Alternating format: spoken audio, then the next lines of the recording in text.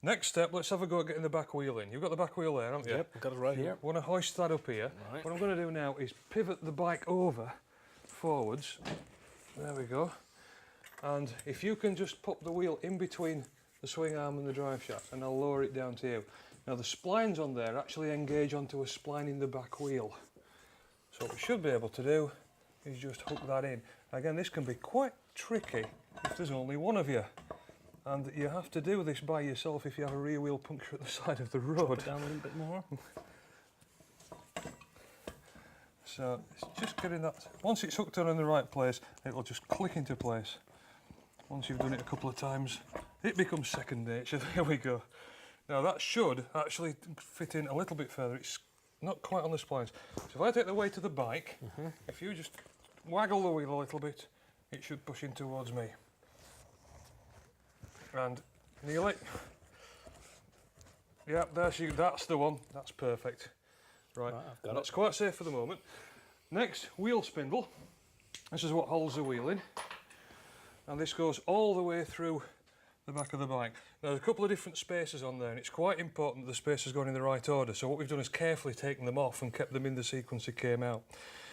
With a spacer there, with this bracket here, that's actually the mounting bracket for the rear brake caliper, and then with a spacer outboard of it. So with a little bit of light grease on there, it doesn't need too much, that now goes into there, and all we do is assemble the spacers in exactly the same order onto that side. So that's first that one, the rear brake caliper mounting bracket goes in next, but let's just pop that one in behind it because I'll have a little bit more room to do it. Can you just pop that brake caliper mounting bracket into that gap for me? That way, yeah. If you pop it above my hand, that's the one. And the other way around, that's the way, that's yeah. it.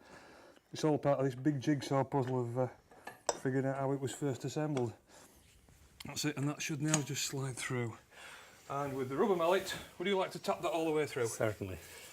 And what you'll find is when it reaches that shoulder, that larger diameter on the spindle needs to hook into the end of the swing arm spindle. Doesn't matter too much about that for now. This slot needs to go in. Doesn't really matter. No. Just pop it all the way through.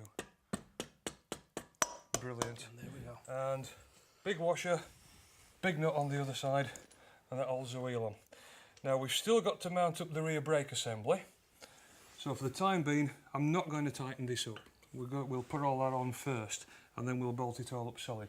But there's your bike with the engine in and a back wheel in it.